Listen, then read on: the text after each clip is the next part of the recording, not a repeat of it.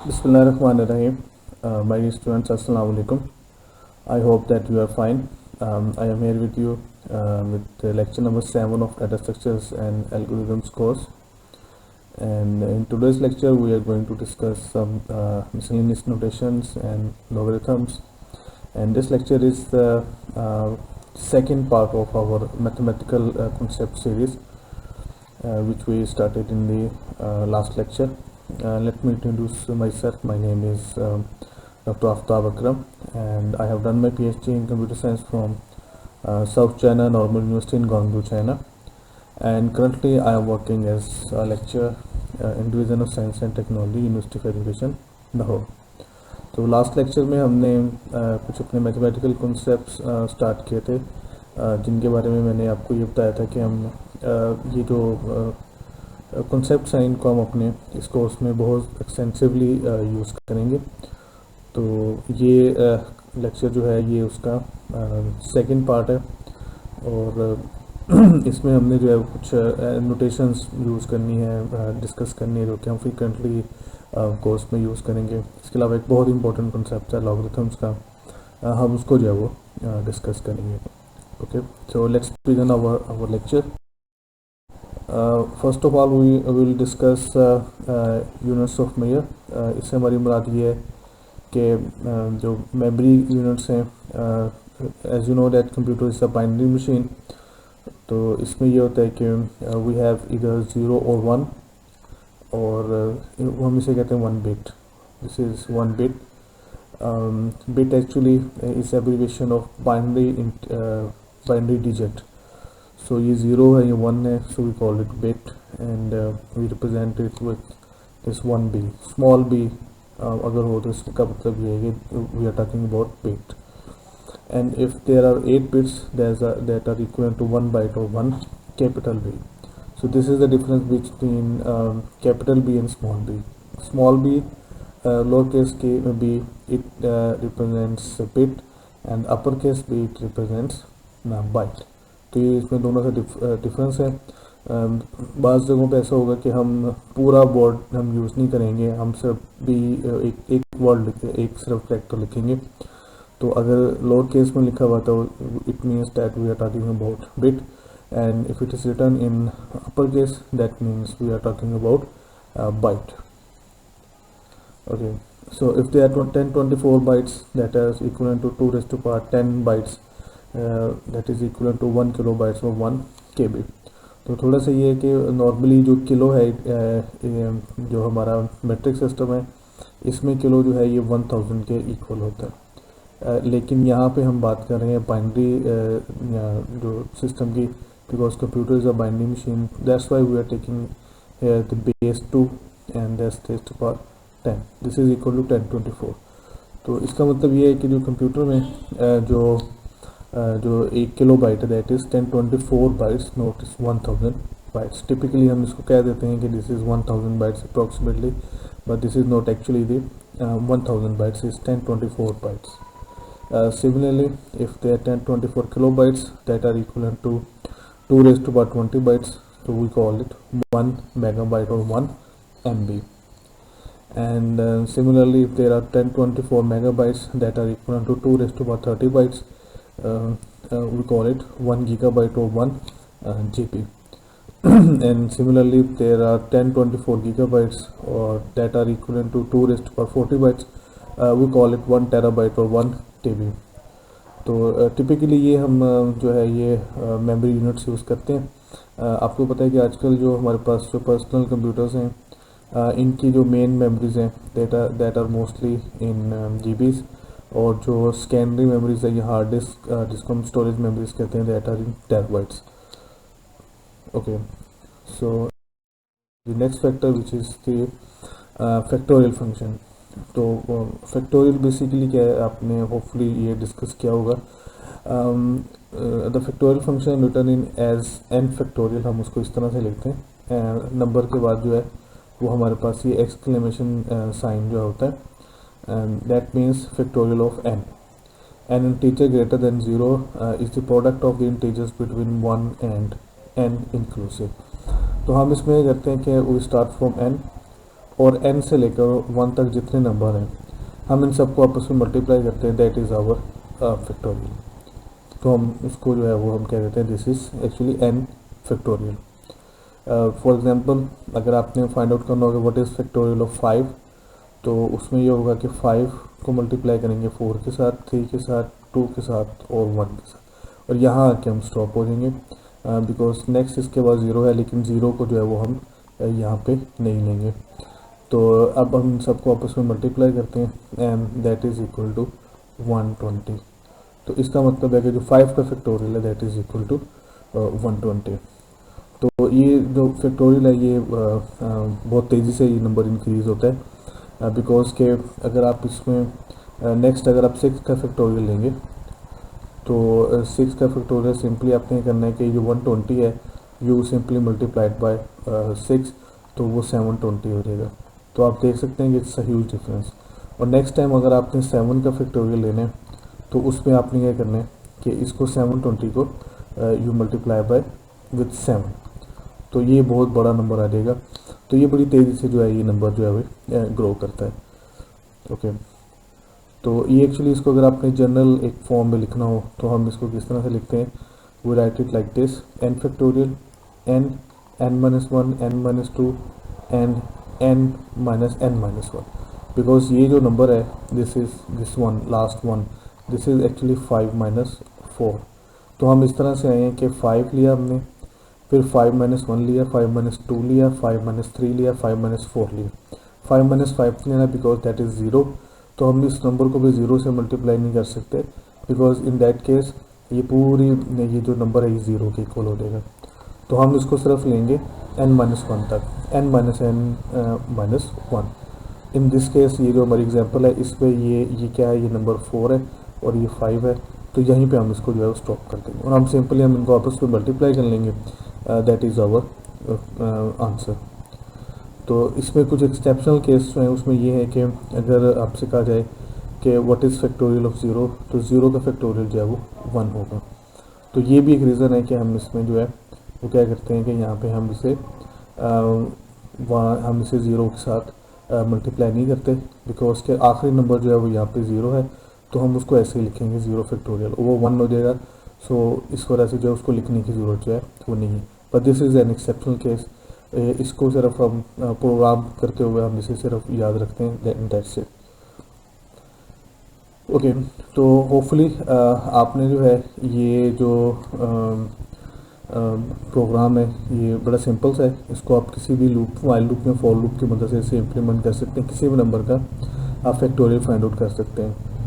तो होपफुली आपने ये जो इस तरह का प्रोग्राम है वो आपने अपने प्रोग्रामिंग के कोर्स में लाजमी किया होगा। सो जस्ट मुझे इसके बारे में बताएं कि आपने इसको कैसे इम्प्लीमेंट किया था।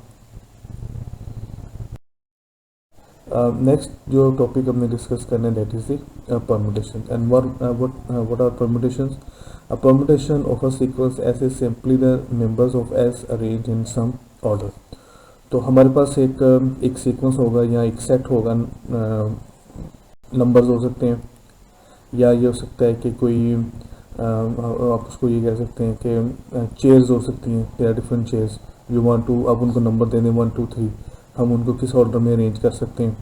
या ये हो सकते हैं कि एक टीम है उसमें कुछ लोग हैं, तो आपने उनको देखना है कि हम उस टीम को कैसे कैसे अरेंज कर सकते हैं कि टीम की जो कंपोजिशन है वो डिफरेंट हो। तो उसको हम क्या कहते हैं, हम उस कम्बिनेशन को जो नंबर ऑफ कम्बिनेशन है हम उन्हें क्या कहते हैं, permutations. For example, a permutation of an integer 1 through n would be those values arranged in some order। तो अगर आपके पास कोई नंबर्स हैं 1 through n, तो हमने एक्चुअली क्या किया है कि हमने उन नंबर्स को हम अरेंज करते जाएंगे और हर नंबर को उस सीक्वेंस में हम एक दफ़ा लिखेंगे। सो दैट इज़ एक्चुअली वो हमारी परम्यूटेशन होंगी। If the sequence contains n distinct numbers then there are n factorial different permutation for the sequence. उसके रीज़न क्या है, बिकॉज कि अगर आपके पास लेट्स से कि अगर आपके पास 3 नंबर्स हैं, you have 3 numbers, this is कोई भी नंबर हो सकते हैं, ज़रूरी नहीं कि कोई नंबर हो, तो हम उनको यहाँ पे हमारे पास ये 3 नंबर हैं, हम उनको अरेंज कर सकते हैं। तो for first position we have n n possibilities, n possible combinations. उसके बाद जो अगली पोजीशन होगी उसके लिए हमारे पास n-1 है, और इसके बाद फिर जो अगली पोजीशन होगी उसके लिए हमारे पास n-2 है। तो ये अगर आप इसको देखें तो बिल्कुल ये फैक्टोरियल की जो डेफिनेशन है ये हम उसकी तरफ जा रहे हैं। This is definition of factorial. तो इसलिए जो भी हमारे पास जितने हमारे पास नंबर्स होंगे तो उनके जो पॉसिबल कम्बिनेशन बनेंगे that will be n factorial. Okay, ये अभी मैंने आपको ये चीज़ एक्सप्लेन की है। This is because that there are n choices for the first number in the permutation. For each choice of the first number there are n-1 choices for the second number and up to so on. हम इनको चलते जाएंगे। तो ये एक example हम करते हैं। फॉर एग्जांपल हमारे पास ये 3 नंबर्स हैं 1, 2 एंड 3, और हमने इनको जो है वो हमने एक ऑर्डर में अरेंज करना है बिकॉज देयर आर 3 नंबर्स। तो अगर हम 3 का फैक्टोरियल लें तो दैट इज़ 6, वो 6 होता है। तो अगर हम देखें क्योंकि 6 they are very small number, तो हम देख सकते हैं कि इसमें कौन कौन से कम्बिनेशन बनते हैं। तो पहला कम्बिनेशन ये होगा कि हम इस तरह से 1, 2, 3 लिखते हैं, फिर दूसरा कम्बिनेशन 1, 3, 2, फिर उसके बाद जो नेक्स्ट कम्बिनेशन है दैट इज़ 3, 2, 1, 3। इसी तरह से जो है वो हमारे पास एक नंबर हो सकता है विच इज़ 3, 1, 2, और फिर एक नंबर हो सकता है हमारे पास 3, 2, 1, और उसके बाद एक नंबर हमारे पास हो सकता है 2, 3, 1। तो ये हमारे पास 6 नंबर है। आई होप कि इसके अलावा इन 6 कम्बिनेशंस के अलावा और भी कम्बिनेशन नहीं है। So these are different combinations और परम्यूटेशंस। हमारे पास ये 3 नंबर थे और हमने ये डिमॉन्स्ट्रेट किया कि हम इनको इन नंबर्स को, हर नंबर को एक बार लेते हुए हम इन नंबर्स को इन 6 डिफरेंट वेज से हम इनको अरेंज या हम इनको ऑर्गेनाइज कर सकते हैं। तो इसको हम कहते हैं we call this permutation. Okay, उसके बाद होती है हमारे पास रैंडम परम्यूटेशन होती है। रैंडम परम्यूटेशन ये है कि आप जो सेट ऑफ परम्यूटेशन है, जो हमारे पास पता है कि हमारे पास n फैक्टोरियल परम्यूटेशन है, तो हम उसमें से करते हैं कि हम किसी एक कम्बिनेशन को लेते हैं बट विद द पॉसिबिलिटी और probability that the selection of each combination is equal. तो लेट्स सपोज कि हमारे पास ये 6 कम्बिनेशन है। ये अभी जैसे हमने देखा कि दे आर 6 कम्बिनेशन। अब इनमें से हम किसी एक को सिलेक्ट करेंगे, लेकिन इनमें से इन 6 में से हर एक की जो प्रोबेबिलिटी है दैट विल बी, या उसके चांसेस जो हैं वो क्या होंगे, वो 1 इक्वल होंगे। तो ये 6 हैं, तो इनमें से हर नंबर का अगर आप देखेंगे जो ये वाला नंबर है इसकी सिलेक्शन की प्रोबेबिलिटी जो है वो होगी 1/6। इसी तरह से जो ये सेकेंड नंबर है इसकी भी प्रोबेबिलिटी होगी 1/6। तो अगर आप इनमें से हर एक की जो प्रोबेबिलिटी है वो 1/6 ही होगी, किसी की कम या ज़्यादा जो है वो नहीं होगी। और अगर आप इन सबको आपस में ऐड कर दें बिकॉज दे आर 6 नंबर और हर एक की 1/6 है, तो अगर आप इसको ऐड करें तो टोटल ये प्रोबेबिलिटी आएगी 1। अब बिकॉज के जो जितने भी इवेंट्स हैं या जो भी हमारे एक्सपेरिमेंट में जितनी पॉसिबिलिटीज़ हैं उनकी जो इंडिविजुअल प्रोबेबिलिटी है उनका सम जो है वो ऑलवेज 1 होता है। तो हम यहाँ पे रैंडम परम्यूटेशन हम ले रहे हैं। इसका मतलब ये है कि इनमें से हर एक जो नंबर है इसको किसी एक नंबर को हम सेलेक्ट करेंगे रैंडमली, बट क्या होगा कि उसमें किसी के चांसेस जो है वो कम या ज़्यादा नहीं होंगे, सबके चांसेस जो है वो इक्वल होंगे। तो उसको हम क्या कहते हैं, रैंडम परम्यूटेशन हम क्या कहते हैं। Okay, let's accept this is very simple Boolean variable. तो हम इसे जो है बुलियन ये जो है ये बुलियन अलजेब्रा है which is named after George Boole. उसने इसको इन्वेंट किया था। तो इसमें क्या होता है कि जो वेरिएबल्स हैं they have only two possible values, true और फॉल्स। दिस इज़ अनलाइक कि जिस तरह से हमारे पास इंटीजर्स होते हैं या फ्लोट्स नंबर होते हैं जिसमें कि हम कोई रिस्ट्रिक्शन नहीं कर सकते, they are unlimited possible values. लेकिन जो बुलियन टाइप का वेरिएबल होगा C++ में हम उसको इस तरह से ये इस कीवर्ड से रिप्रेजेंट करते हैं बूल से।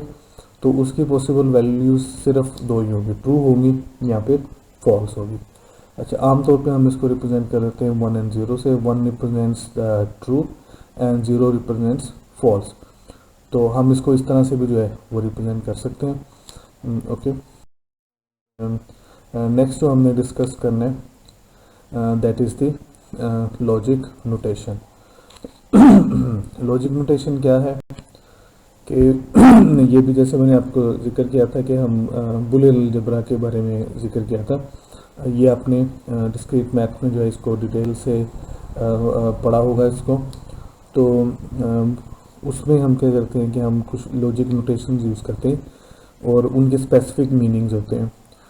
लेट्स सपोज के जिस तरह से हम इस तरह ये लिख रहे हैं, this is a single one side arrow, तो हम इसे कह देते हैं, हम we read this like A implies B और इफ़ ए देन बी। इसका मतलब ये है कि if A is true then B is true, if A is false then B is also false. तो इसमें जो ये बुलियन एक्सप्रेशन है और इसका जो आउटकम है वो या तो ट्रू होगा यहाँ पे फॉल्स होगा, and it depends upon the values of A and B. तो ए और बी इसमें जो है वो बुलियन वेरिएबल्स हो सकते हैं, जिनकी वैल्यूज हैं वो लाजमी जो है या ट्रू होंगी या फॉल्स होंगी। तो लेट्स सपोज कि अगर हम इसको इस तरह से लेते हैं कि हम ए को ले लेते हैं इफ़ क्लाउडी, के इफ़ क्लाउडी, और बी को हम ले लेते हैं रेन। तो हम इसको इस तरह से करते हैं कि इफ़ क्लाउडी देन रेन। तो इसका मतलब है कि अगर ये ट्रू होगा तो ये भी ट्रू होगा, अगर ये फॉल्स होगा तो ये बी भी जो है ये भी क्या होगा, फॉल्स होगा। तो इसको हम इस तरह से जो है वो हम इसको ले सकते हैं। ओके, नेक्स्ट है उसमें क्या है कि this is a by directional arrow. इसका मतलब ये है कि इसकी जो दो डायरेक्शन है, इस फ्रॉम ये इम्प्लीकेशन है from A to B and also from B to A. तो समटाइम इस तरह से होता है कि हम इसको इस इम्प्लीकेशन को हम दोनों डायरेक्शंस में हम इसे रिप्रेजेंट कर सकते हैं। इसका मतलब ये है कि if A is true if and only if B is true. तो इफ़ एंड ओनली इफ आ जाता है तो इसका मतलब ये होता है कि इसकी जो रिवर्स इम्प्लीकेशन है from B to A that will also be true. और यहाँ इसको हम कह देते हैं A is equal to B. तो जैसे मैंने आपको बताया था कि ये जो बाई डायरेक्शनल इम्प्लीकेशन है इसको हम इस तरह से भी लिख सकते हैं कि ए इम्प्लाइज बी, और या फिर हम उसको लिख देते हैं बी इम्प्लाइज ए। तो अगर ये दोनों ट्रू हैं तो फिर हम उसको इस तरह से लिख सकते हैं जैसे हमने यहाँ पे लिखा है, ये बाई डायरेक्शनल इम्प्लीकेशन जो है ये बन जाएगी। So this is the if and only if, इसको हम क्या कह देते हैं, this is an if and only if implication. तो इसका मतलब क्या है कि ए से बी भी ट्रू है और बी से ए भी जो है वो ट्रू है। जैसे अभी हमने एग्जांपल ली थी कि लेट्स से कि आप ए को कह देते हैं क्लाउडी और बी को कह देते हैं रेन। तो if cloudy then rain, and if rain, इसको अगर रिवर्स वाली साइड पे लें, if it is raining then it's cloudy. तो ये दोनों साइड पे ये इम्प्लीकेशन जो है वो ट्रू है। ये हमेशा इस तरह से नहीं होता है, there are some exceptional cases कि जिसमें ये पॉसिबल है, बहुत सारे ऐसे भी केसेस हैं कि जिसमें इस तरह से पॉसिबल जो है वो नहीं है।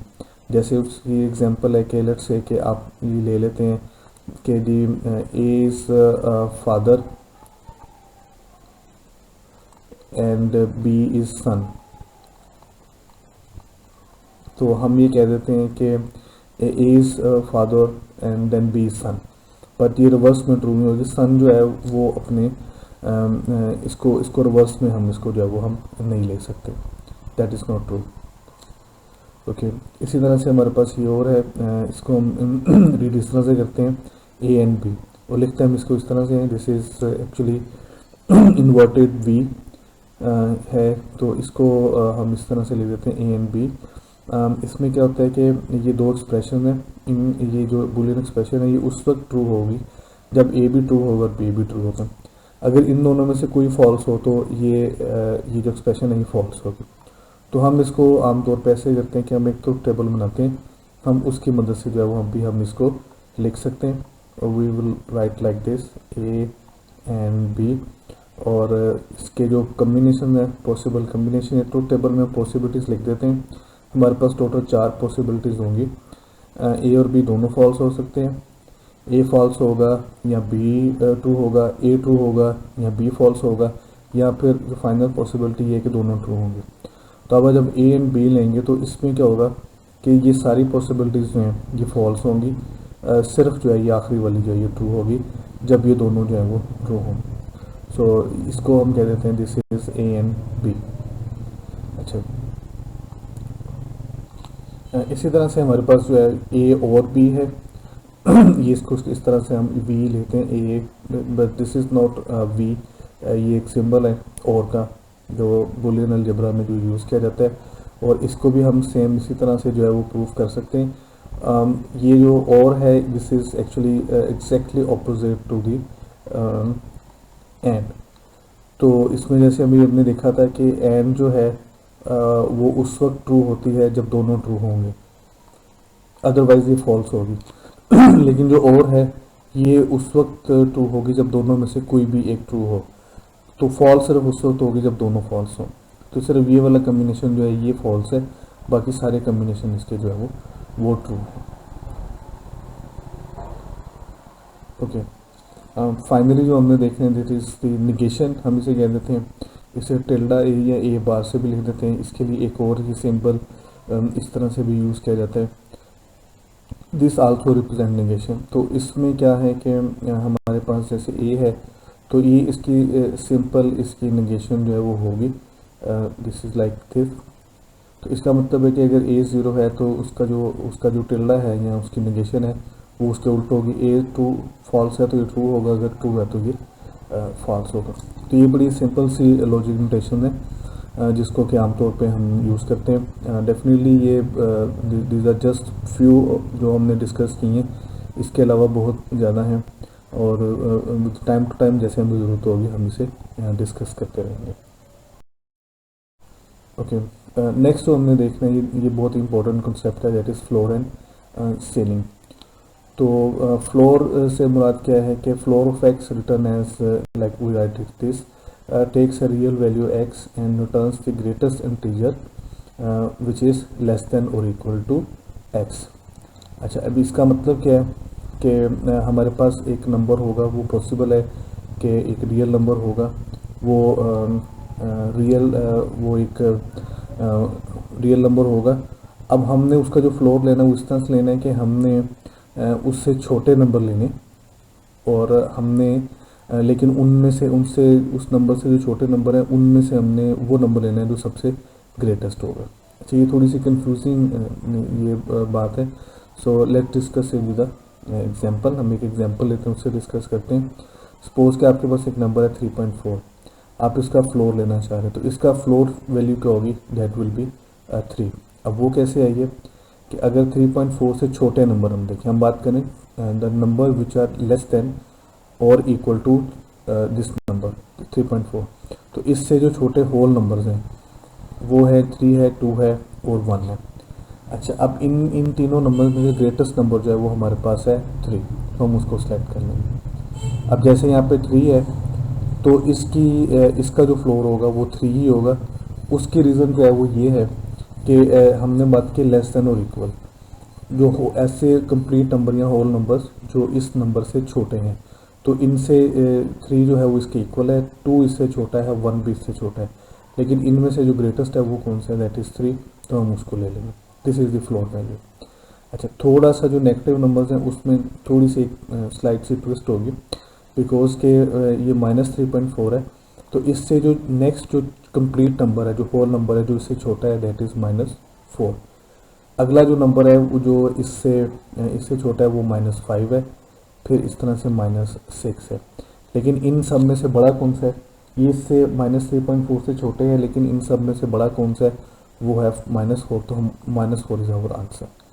अच्छा, अब देखें कि माइनस अगर 3 होता है तो -3 से जो छोटे नंबर हैं जो इसके बराबर हैं, ये इससे छोटे हैं, तो जो -3 है वो इसके बराबर है, -4 इससे छोटा है और -5 भी इससे छोटा है, लेकिन इन सब में से बड़ा कौन सा, सबसे बड़ा है -3 है, सो आवर आंसर इज -3। हम इसको जो है वो ले लेंगे।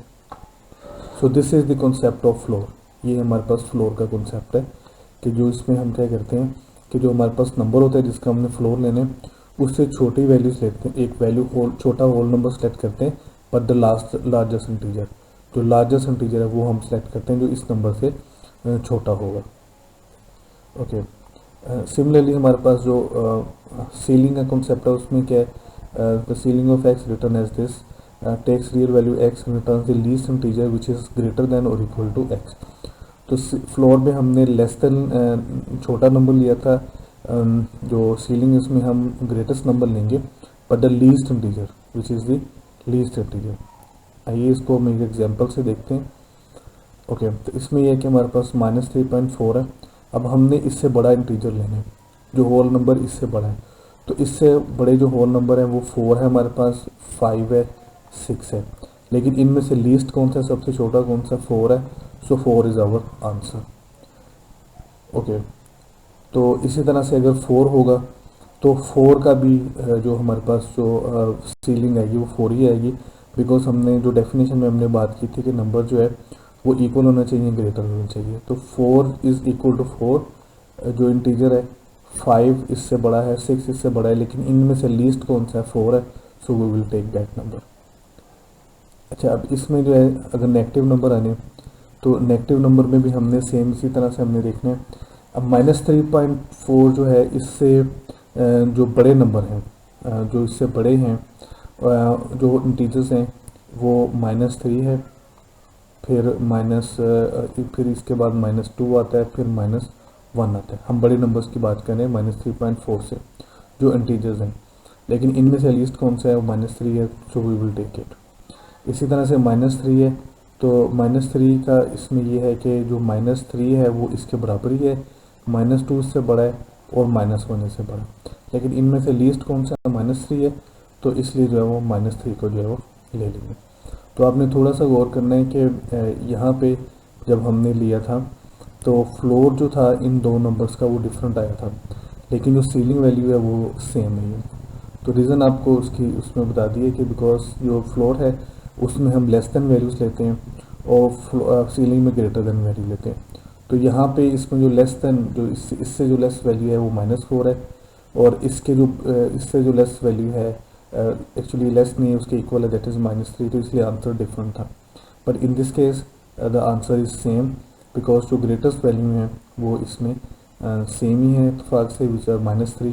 तो इस बात को आपने थोड़ा सा जो है वो गौर करना है, बिकॉज इस थोड़ा सा कंफ्यूजन जो है वो क्रिएट कर सकते हैं।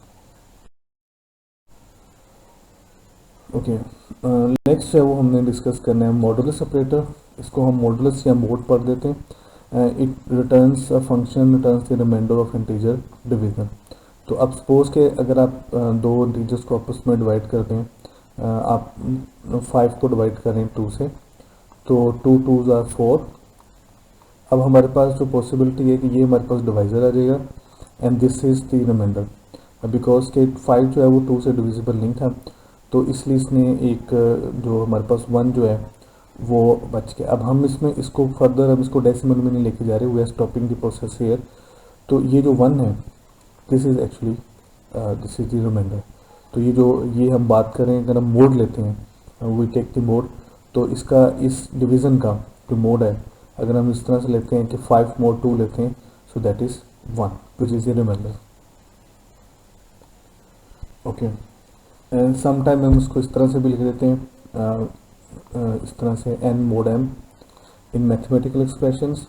तो जिस तरह से अभी हमने जो किया था, इसमें हम इस तरह से लिखेंगे 5 mod m, तो सॉरी 5 mod 2 आएगा यहाँ पे, बिकॉज इसमें m जो है वो 5 है और m जो है वो हमारे पास 2 है। अच्छा, for the definition of remainder n mod m is the integer r such that n is equal to q m plus r। तो अभी जैसे हमने कहा था कि अगर आप फाइंड आउट करना चाह रहे हैं 5 mod 2, तो उसका तरीक़ेकार ये है कि आप क्या करें कि 5 को अंदर रखें, 2 को बाहर रखें, 2 2s are 4 and this is 1। अब इसमें क्या है कि यहाँ पे हमने बात की है क्यू की और आर की बात की है, तो ये जो 2 है ये हमारा क्यू है और ये जो 1 है दिस इज आवर आर। तो इसको आप इस तरह से लिख सकते हैं, इस एक्सप्रेशन को 5 is equal to 2 into 2, because m भी क्या था वो 2 था, प्लस आर विच इज़ 1। तो ये जो 2 है ये क्यू है और ये जो 1 है दिस इज़ आर। तो इसमें क्या होगा कि जो आर है वो हमारा रिमाइंडर होता है या मोड होता है। ओके, तो अब इसमें जो एक चीज़ है वो जो आपने ज़हन में रखनी है कि जो आर होगा दैट विल बी, इसका जो ये इसकी जो एब्सोल्यूट वैल्यू होगी that is will be always that will always be less than m. तो इसमें क्या होगा कि जैसे अगर आप देखें तो 2 को आप किसी भी नंबर को 2 से डिवाइड करें तो उसमें सिर्फ दो ही पॉसिबिलिटीज़ होंगी फॉर आर, कि आर की वैल्यू जो है वो 0 हो सकती है या फिर क्या हो सकती है वो 1 हो सकती है। 0 उस सूरत में होगी if the number is divisible by 2, और 1 उस वक्त होगी जब वो नंबर जो है वो जो है वो नंबर जो है 2 से डिविजिबल नहीं है, तो उस वक्त जो है क्या होगी ये जो 1 होगा। लेकिन ये कभी भी 2 के इक्वल, ये आर जो है वो 2 के इक्वल नहीं आएगा, तो always it will be less then 2। इसी तरह से अगर हम 3 लें, किसी भी नंबर का 3 से मोड़ लें, तो उसमें जो आर की वैल्यूज़ हैं वो पॉसिबल वैल्यूज़ आएंगी 1 0 आएगा, 1 आएगा या 2 आएगा, 3 कभी भी नहीं आएगा। तो ये चीज़ थोड़ा सा अपने जहन में रखनी है कि जो भी हम m ले रहे हैं आर की वैल्यू हमेशा उससे कम होगी, और इनफैक्ट कितनी होगी कि उस नंबर से लेकर 0 तक होगी। 0 सिर्फ उस सूरत में होगी अगर वो नंबर फुली डिविजिबल है, अदरवाइज जो है वो 0 नहीं होगी। 1 हो सकती है, 2 हो सकती है, अप टू दैट m, लेकिन m कभी भी नहीं होगी। यानी कि इसमें इस तरह से कभी भी नहीं होगा कि हम इक्वल नहीं हम इसे कह सकते, इस तरह से हम इसको नहीं कह सकते। Okay, therefore the result of n mod m must be between 0 and m-1। यही चीज़ अभी मैंने आपको एक्सप्लेन कर दी है, and where n and m are positive integers, and if n is fully divisible by m, in that case r is 0। तो ये मैंने कहा था कि सिर्फ एक जो है वो पॉसिबिलिटी है वो ये है कि अगर r जो है जो m जो n है वो fully divisible by r by m, तो उस सूरत में r की वैल्यू जो है वो क्या होगी, वो 0 होगी। ओके, तो एक चीज़ ये है कि आपने सी प्लस प्लस में डिफरेंट जो मैथमेटिकल ऑपरेटर्स हैं पढ़े होंगे, तो उसमें डेफिनेटली आपको याद होगा कि उसमें कौन सा जो है हमारे पास मॉडुलस ऑपरेटर है। तो हमारे पास ये दो ऑपरेटर्स होते हैं, one is this forward slash sign and one is this percentage sign. तो इसमें ये जो है this is our device division हम जिस तरह करते हैं, लेट्स से क्या 5 डिवाइडेड बाई 2 लिखते हैं, या आप 5% 2 लिखते हैं, तो डेफिनेटली आप इसको सॉल्व कर सकते हैं। इनका आंसर जो है सेम नहीं होगा। 5/2 इसका आंसर जो है वो 2 होगा, एंड 5%2 इसका आंसर जो है वो 1 होगा। बिकॉज कि ये जो हमारे पास जो परसेंटेज है this is our modulus operator, तो ये आपको हमेशा आर रिटर्न करेगा, जैसे कि अभी हमने यहाँ पे जो इसको डिस्कस किया। ओके, ये छोटी सी एक्सरसाइज है, होपफुली आप इसको जो है वो इसको कर सकते हैं, and this is very simple. ये भी हमने जैसे डिस्कस किया था कि 5 mod 3 क्या होगा, तो अपने सिंपली इसको क्या करना है कि 5 को अंदर रखें और 3 को बाहर रखें, एंड 3 1s are 5, तो इसका आंसर है वो हमारे पास आ जाएगा 2। और इसी तरह से आप 25 करते हैं तो इसका आंसर आपके पास जो है 25 mod 3 करते हैं तो उसका आंसर आपके पास आएगा 1। अच्छा, इसमें यहाँ पे ये है कि ये जो n है this is less then n। In that case जो हमारा r है, अगर इस तरह से सिचुएशन आ गई है तो इसमें क्या होगा, जो हमारा r है that will be equal to n। तो इसमें आपको डिवाइड करने की इसको ज़रूरत नहीं है, जस्ट आपने जो है यही जो n है इसको आपने लिख देना है एज r। ओके, उसके बाद 5 mod 5 फुली डिविजिबल है, तो इसका आंसर जो है वो इसका रिमाइंडर जो है वो 0 है। ओके, नेक्स्ट जो है वो हमने डिस्कस करना है, and that is very important concept which is the logarithms. Okay, logarithms are very important concept, तो इसको जो है वो हम इसके बाद डिस्कस करते हैं। What are logarithm? A logarithm of base b for a value y is the power to which b is raised to get y।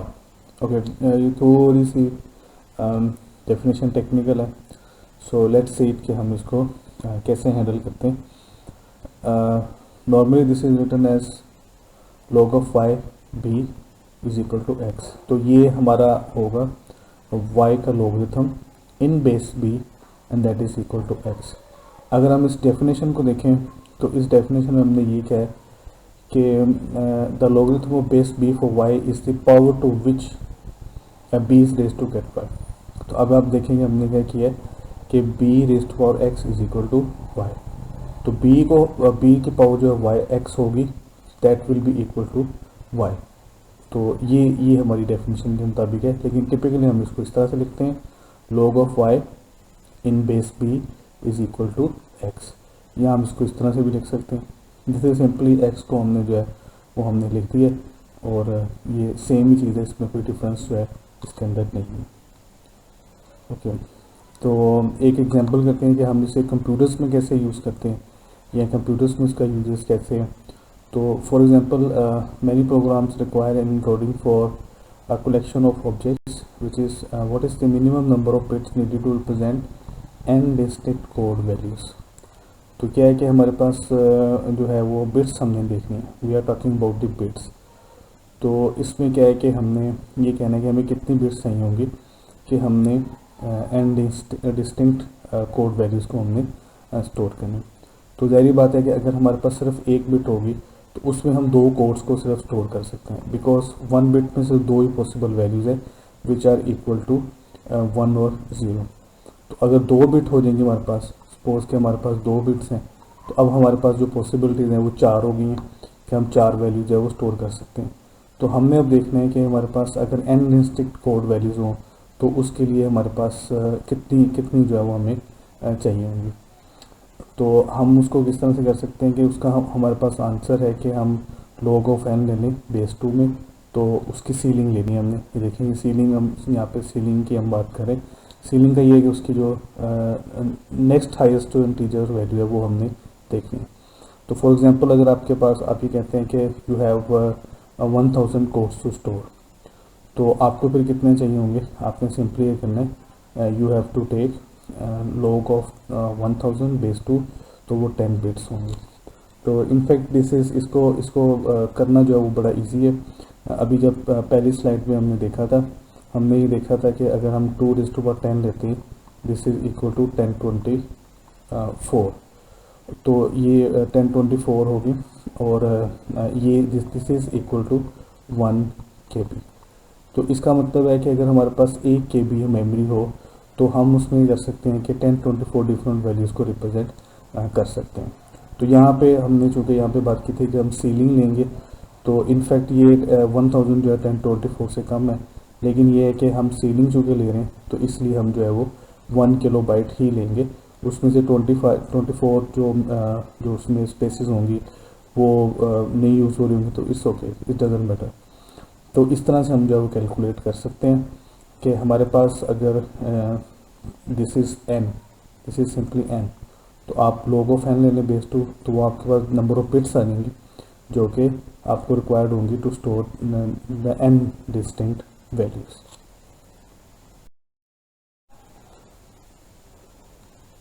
Okay, तो एक और हम जो है वो एक एग्जांपल करते हैं। इस एग्जांपल में करना है कि हम एक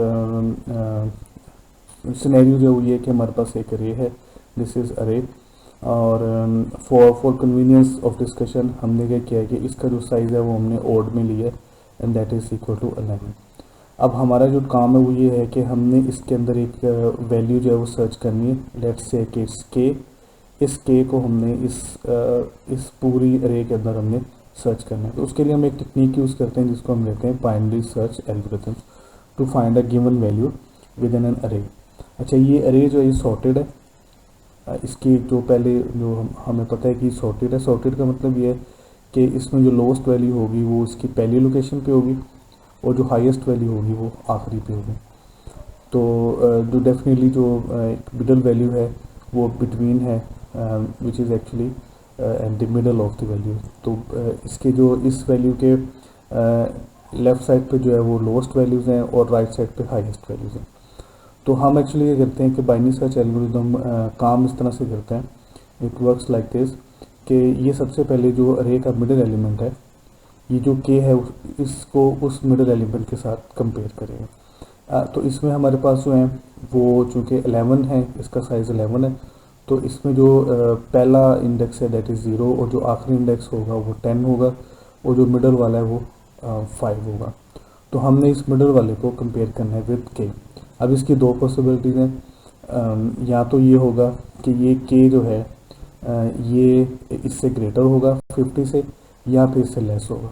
अगर के इफ़ के इज़ ग्रेटर देन ये जो मिडल एलिमेंट है, यहाँ पे हमने 50 लिया है, लेट्स से इफ़ के इज़ ग्रेटर देन 50, तो इसका मतलब है कि ये जो के है वो अब इस तरफ जो राइट सब अरे है उसकी तरफ है, और अगर जो के है दैट इज़ लेस देन 50, तो इसका मतलब है कि वो इस तरफ लेफ्ट सब अरे में है, हमें इस तरफ सर्च करना चाहिए। तो बाइनरी सर्च एल्गोरिथम क्या करता है, डिपेंडिंग ऑन दिस कंपैरिजन, अगर तो ये कंपैरिजन का जो भी रिजल्ट आता है उसके उसके अकॉर्डिंगली क्या करेगा कि वो राइट सब अरे या लेफ्ट सब अरे जो है उसको सिलेक्ट करेगा। नेक्स्ट टाइम उसने फिर ये प्रोसेस रिपीट करना है, उसने अगेन ये करना है कि जो राइट या लेफ्ट सब अरे उसने सेलेक्ट किए उसका अगेन उसने मिडल एलिमेंट लेना है और यही प्रोसेस रिपीट करना है, और इस कंपैरिजन की बेस पे उसने राइट सब अरे या लेफ्ट सब अरे जो उसने सेलेक्ट करनी है। ये प्रोसेस उस वक्त तक चलता रहेगा जब तक कि ये के हमें मिल नहीं जाता, उस वक्त तक हम इसको करते रहेंगे। सो क्वेश्चन इज कि हमें कितनी दफ़ा जो है ये डिवीज़न करनी पड़ेगी, हाउ मनी टाइम्स। अगर हमारे पास एक अरे का साइज़ है तो हमें मैक्सिमम जो है कितनी दफ़ा ये डिवीज़न जो है ये करनी पड़ेगी, तो उसका आंसर है कि वो हमें करनी पड़ेगी log ऑफ n बेस 2। तो जो भी साइज़ है उसकी सीलिंग ले लेंगे, उससे नेक्स्ट हायर इंटीजर ले लेंगे, तो वो हमारा जो है वो आंसर जो है वो आ जाएगा। तो इस तरह से हम इसको जो है वो हम इसे कैरी ऑन करेंगे कि हम उसे क्या करेंगे कि हम उसमें ये देखेंगे कि इस लॉगरिथम को यूज़ करते हुए हम फाइंड आउट कर लेंगे कि हमें एक्चुअली कितनी दफ़ा जो है वो इस अरे को जो है वो डिवाइड करना पड़ेगा। ओके, तो इसमें ये है कि अगर हमारे पास ये n इज इक्वल टू 11 होता है, जैसे अभी हमने देखा ये हमारे पास अरे है तो उसका 11 साइज़ है, तो अब इसमें क्या होगा कि अगर हम log ऑफ 11 लेते हैं इन बेस 2, तो that will be equal to 3.45 something आएगा। लेकिन चूंकि हम बात करें कि हम इसकी सीलिंग लेंगे लाइक दिस, तो इसका मतलब है कि ये 4 होगा, तो हमें 4 मैक्सिमम में 4 कंपेरिजन करने पड़ेंगे, तो हमें वो नंबर जो है वो हमें मिल जाएगा। ओके, कुछ इसकी प्रॉपर्टीज़ हमने डिस्कस करनी है। लॉगरिथम है following properties for any positive value of m and n and r and any positive integers a and p। उसको देखते हैं। फर्स्ट ये कि अगर ये इस तरह से मल्टीप्लाई हो रही दो वैल्यूज़, तो इनका जो लॉग होगा दैट विल बी सम, और इसी तरह से अगर डिवाइड हो रही हैं तो वो उनका डिफरेंस होगा, और अगर पावर है तो पावर इज़ ऑलवेज मल्टीप्लाइड, तो n power r log of n power r that is r log of n, power जो है वो log के साथ मल्टीप्लाई हो जाती है। और इसी तरह से ये हमारे पास जो है वो log of a log of n है इन बेस a, तो हम उसको इस तरह से लिख सकते हैं कि log of n in base b divided by log of a in base b।